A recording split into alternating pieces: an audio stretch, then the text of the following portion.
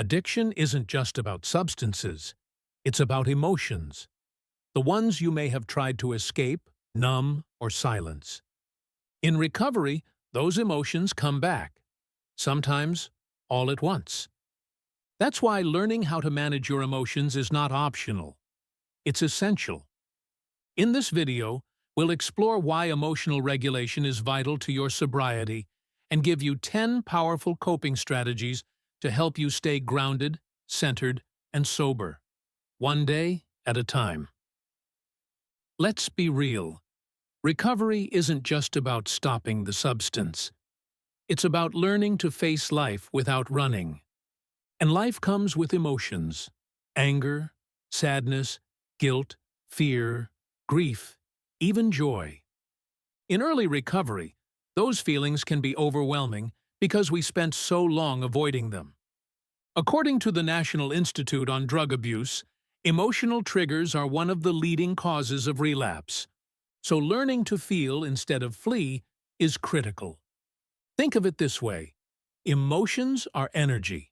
If we don't manage them, they manage us. And that's when relapse risk skyrockets. Here are 10 coping strategies you can practice to handle emotions in recovery, without reaching for old habits. 1. Pause and breathe. When emotions hit, pause. Take 5 slow breaths. This activates your parasympathetic nervous system and calms the stress response in your brain. Deep breathing activates your calming nervous system and gives your mind time to respond instead of react. When emotions rise, the first tool you have is your breath. Deep, conscious breathing can reduce stress and regulate your nervous system. Research published in Frontiers in Psychology shows that slow breathing improves heart rate variability and emotional regulation, 2 key factors in managing cravings and anxiety in recovery. 2. Name what you feel. Say it out loud or write it down. I feel angry. I feel sad. Naming the emotion helps you regain control. Remember, if you can name it, you can tame it. Putting words to your emotions helps reduce their intensity. According to a UCLA study, labeling emotions activates the brain's prefrontal cortex, your rational center, and reduces activity in the amygdala, which controls fear and emotional reactivity. In recovery, this creates space between your feelings and your actions, so you can respond instead of react. 3. Journal it out. Don't keep it bottled up. Writing your feelings down helps clear your head and lower emotional intensity. Journaling helps you process emotions in a safe, structured way. Research published in Advances in Psychiatric Treatment shows that expressive writing can reduce intrusive thoughts and improve both mental and physical health.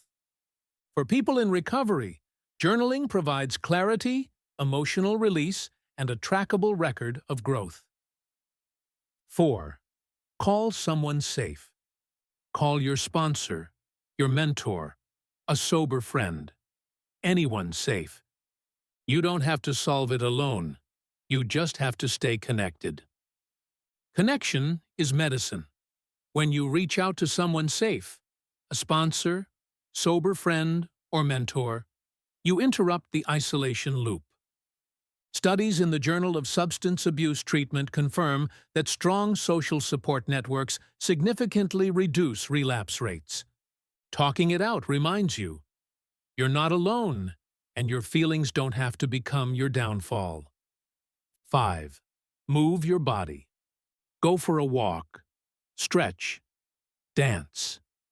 Moving your body helps shift the emotional energy and brings you back into the present.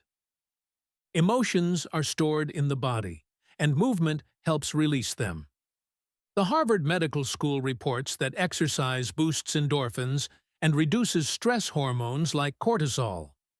Even a 10-minute walk can lower anxiety, lift mood, and help you reset after an emotional storm. 6. Use music as medicine. Listen to something that soothes, lifts, or reflects how you feel.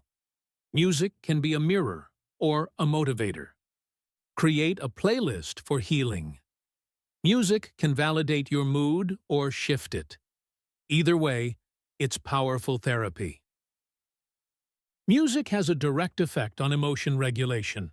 Neuroscience studies show that music can reduce cortisol levels and stimulate dopamine, the brain's feel-good chemical, especially in people recovering from addiction. Whether you need comfort or encouragement, music can help you shift your internal state without using. 7. Pray or meditate. Whether you're spiritual or not, take a moment to be still. Prayer or meditation helps you listen inward and ground your nervous system. Prayer and meditation foster calm, clarity, and a sense of higher connection. A study in substance abuse and rehabilitation found that mindfulness-based meditation significantly reduced relapse rates and improved emotional regulation in people with substance use disorders. These practices train your brain to observe, not react, to feel, but not flee. Stillness helps you ride the emotional wave without acting on it. Apps like Insight Timer or guided prayers can help you ground your spirit. 8. Use the 5-4-3-2-1 grounding technique. Look around and name 5 things you see, 4 things you can touch, 3 things you hear, 2 things you smell, 1 thing you taste. It brings you out of panic and into presence. Grounding techniques like 5-4-3-2-1 are especially helpful for anxiety and when you're feeling emotionally overwhelmed. This technique engages the senses and redirects your attention from spiraling thoughts to the present moment. According to trauma expert Dr. Bessel van der Kolk, sensory-based grounding reconnects us to safety in the body, essential for anyone healing from emotional dysregulation. 9. Read something that lifts you. Daily devotionals, recovery reflections, or motivational books remind you who you're becoming and why it's worth it. Pick up a recovery devotional, quote book, or spiritual reading.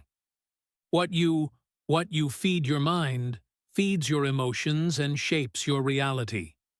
Reading affirming, recovery-focused content rewires negative thought patterns and reinforces hope. Neuroplasticity research shows that the brain is always rewiring itself based on repetition and input.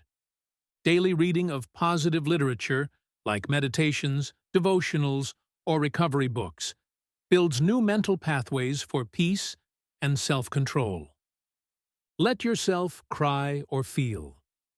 Feelings won't hurt you, but bottling them might. If you need to cry, cry. If you need to scream into a pillow, scream. Let the emotion move through you.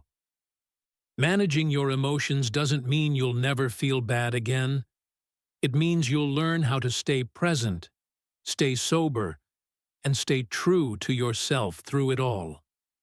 You are allowed to feel. You are strong enough to face your emotions, and you don't have to do it alone.